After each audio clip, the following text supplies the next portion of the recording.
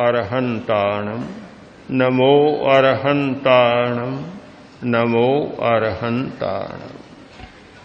ध्यान करते हैं, अनुभव करते हैं, ध्यान किया, फल नहीं मिला। बहुत हमारी आशा होती है फल पाने की, और फल पाना बहुत जल्दी चाहते हैं। काम नहीं करते, उससे पहले फल पाना चाहते हैं।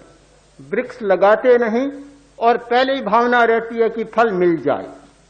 अभी तो अंकुर है, उगेगा, बढ़ेगा, फल देगा, बरसों बाद फल मिलेगा, पर हम तो पहले दिन ही चाह लेते हैं।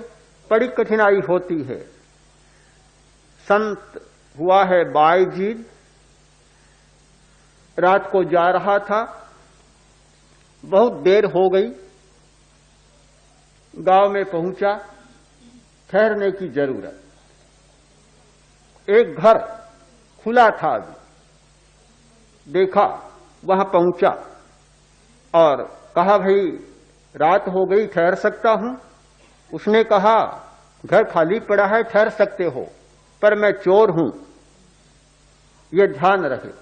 उसने कहा, मुझे क्या कठिनाई है, तुम चोर हो तो, अगर स्थान है तो मैं ठहर सकता हूं। आओ ठहरो। ठहर गया। चोर ने कहा, अब मैं चोरी करने जा रहा हूं, ध्यान रखना पीछे से। चोर चला गया। वापस आया चोरी कर।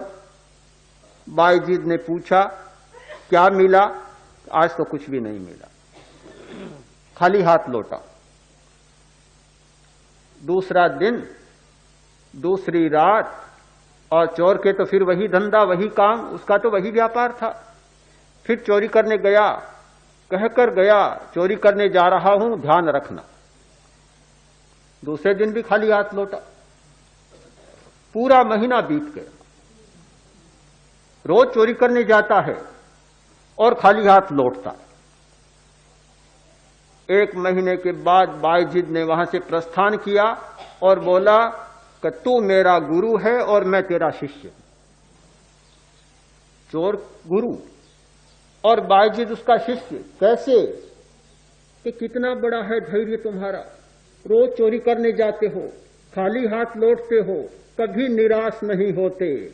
और हम कैसे संत हुए, भगवान की अभ्यर्थना करते हैं, प्रार्थना करते हैं, साधना करते हैं, और एक बार भी कोई परिणाम नहीं आता तो भगवान को गालियां बकने भी लग जाते कि क्या धर्म, क्या भगवान, क्या गुरु, हमने चाहा, हमारा काम तो सिद्ध हुआ ही नहीं। बस यही है धर्म की शक्ति, यही है भगवान की शक्ति, हमने देख लिया, यही है गुरु की शक्ति। कुछ नहीं धरा, सब फालतू है, झूठ है, बकवास है, कोई कुछ भी आना जाना नहीं है। हम एक बार में अधीर हो जाते हैं। और तुम कितने बड़े ज्ञानी, कितने बड़े गंभीर और कितने धीर हो। एक महीने तक बराबर प्रयत्न किया, कुछ भी नहीं मिला, तो कभी ये मन में नहीं आई कि चोरी करना बकवास है, झूठी बात है, क्या पड़ा है चोरी करने, कभी मन में ही नहीं आया। एकदम बायजीद का मन बदल गया और बोला, गुरु तुम्हें प्रणाम करता हूं, मैं जा रहा हूं और अब तुम्हारा पाठ मैं पढ़ूंगा, भगवान की वैसी भक्ति करूंगा कि कुछ भी न मिले तो भी जीवन भर करता चला जाऊंगा। ध्यान शुरू किया।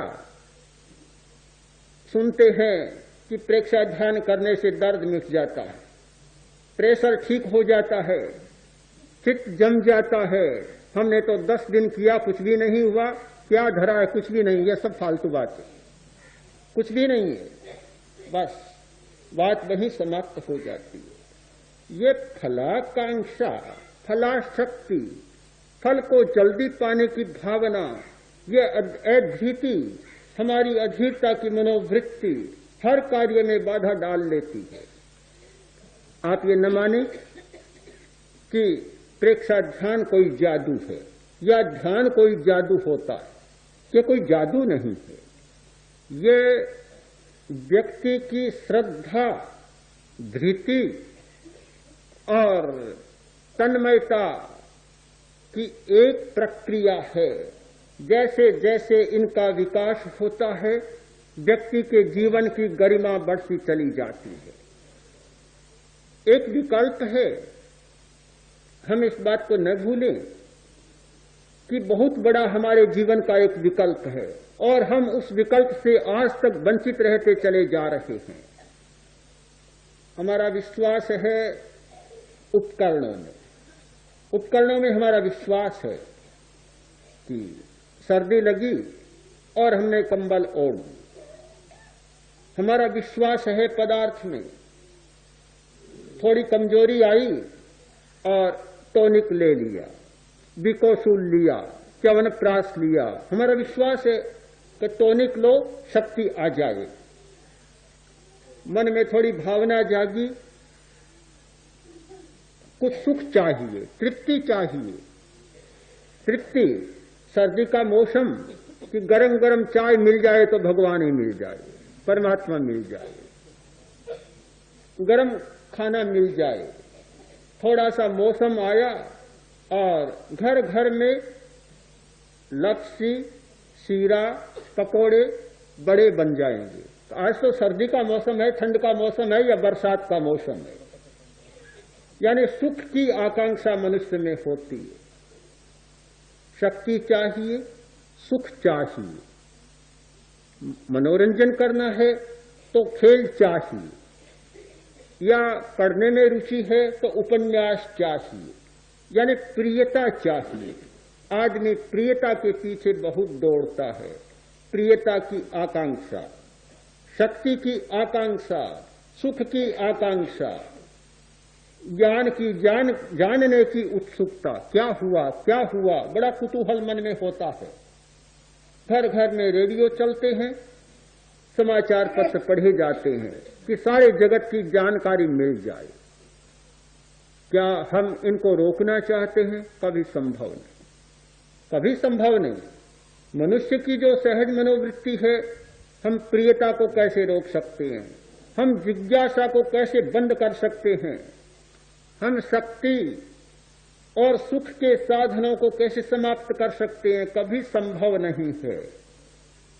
पर एक विकल्प सुझाना चाहते, एक विकल्प, एक जीवन का दर्शन प्रस्तुत करना चाहते हैं कि जिस दर्शन के आधार पर हमारा जीवन चल रहा है, जिस दर्शन के आधार पर हमारे जीवन की यात्रा हो रही है, वह जीवन का दर्शन अधूरा है, वह जीवन की यात्रा अधूरी है। उसे पूर्ण करने के लिए बहुत जरूरी है कि एक शक्तिशाली विकल्प हमारे सामने आए। मैं आपसे यह नहीं कहना चाहता कि दवा न लें। कैसे कह सकता? कहा नहीं जा सकता कि दवा न लें, टॉनिक न लें, शक्ति बढ़ाने वाले द्रव्य का उपयोग न करें। यह नहीं कहा जा सकता, किंतु एक बात कही जा सकती है कि टॉनिक में भरोसा न करें, विश्वास न करें, एकमात्र उसे आस्था का केंद्र न बनाएं। अगर ऐसा किया तो बहुत बड़ा खतरा मोल ले लेंगे। उपयोग हो सकता है, पर हमारी आस्था का, विश्वास का केंद्र वह नहीं बन सकता। दवा बहुत बार ऐसा धोखा देती है कि आदमी विश्वास में ही रह जाता है। हम दूसरा विकल्प खोजें और वह विकल्प हमारे भीतर विद्यमान है। बाहर पर हमारा इतना भरोसा हो गया कि भीतर की बात हमारे समझ में ही नहीं आती। अभी हिंदुस्तान टाइम्स में एक समाचार पढ़ा 3 दिन पहले। एक डॉक्टर एक खोज कर रहा है, एक नई रिसर्च कर रहा है। उसका विषय यह है कि जो शरीर में दर्द पैदा होते हैं वे क्यों होते हैं, और दर्द के समय आदमी मॉर्फिन या कोई नशे की गोली लेकर दर्द का शमन करता है। प्रतिक्रिया होती है, रिएक्शन होता है और नई गड़बड़ियां पैदा होती है।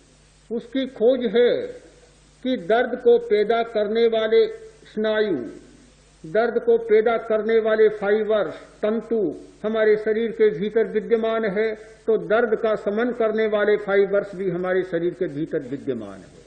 उसने महत्वपूर्ण खोज की कि सिर और पीछे रीढ़ की हड्डी का निचला सिरा और सिर का भाग, चोटी का भाग यानी ज्ञान केंद्र और शक्ति केंद्र। तो रीढ़ की हड्डी का निचला सिरा है, वहां कुछ ऐसे फाइबर्स हैं, कुछ ऐसे तंतु हैं जिनमें दर्द शमन की शक्ति है, दर्द का शमन कर सकते हैं। अगर वे तंतु पकड़ में आ जाएं तो किसी को मॉर्फिन लेने की जरूरत नहीं, नशे की गोलियां खाने की जरूरत नहीं। कहीं भी शरीर में दर्द पैदा हुआ और उस बिंदु को पकड़ा और दर्द अपने आप मिट जाएगा। हमारे शरीर में एक ऐसा प्रवाह है जो सिर से चलता है, नीचे तक जाता है और नीचे जाकर वही तो दर्द पैदा करता है। रीढ़ की हड्डी बहुत बड़ा शरीर का रहस्यपूर्ण केंद्र है, इतना बड़ा केंद्र कि वहां से सारे शरीर का संबंध जुड़ा हुआ है। दर्द पैदा होना और दर्द को मिटना, दोनों शक्तियां उसमें विद्यमान है। मैंने जब यह संवाद इसमें पढ़ा, पेन किलिंग हमारे शरीर के भीतर विद्यमान है, मुझे तत्काल अंतर यात्रा की स्मृति हो आई।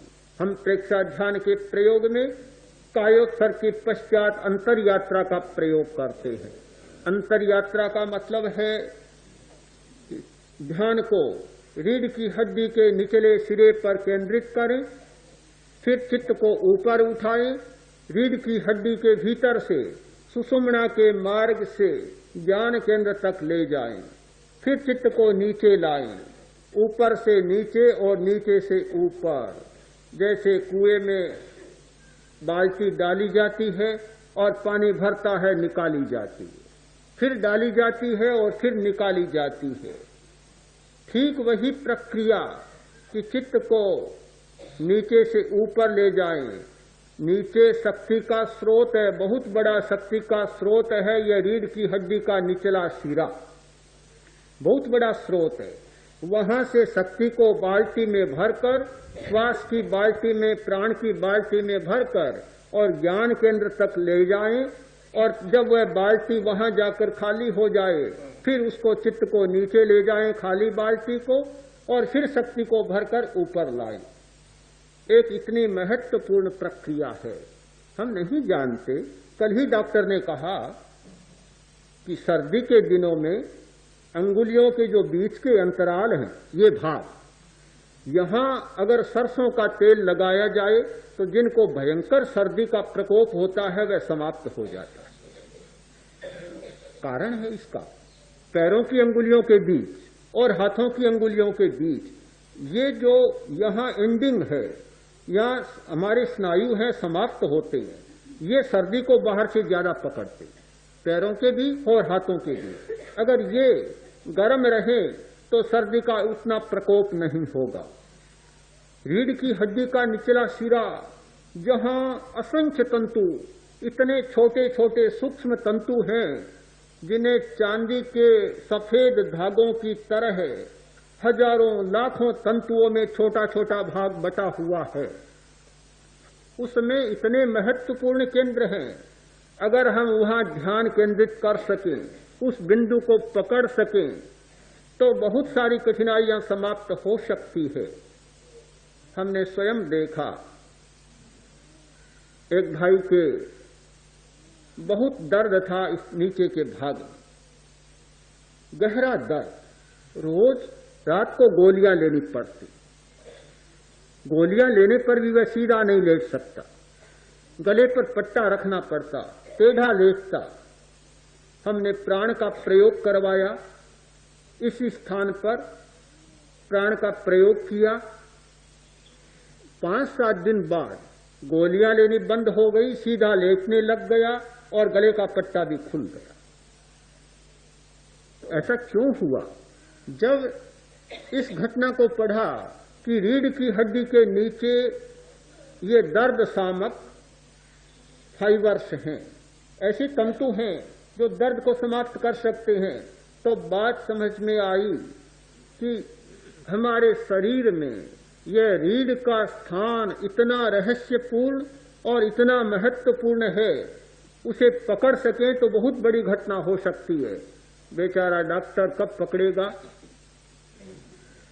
काफी शोध करनी होगी उस बिंदु को पकड़ने में, किंतु ध्यान के द्वारा वह बिंदु बहुत सुविधा के साथ पकड़ा जा सकता है।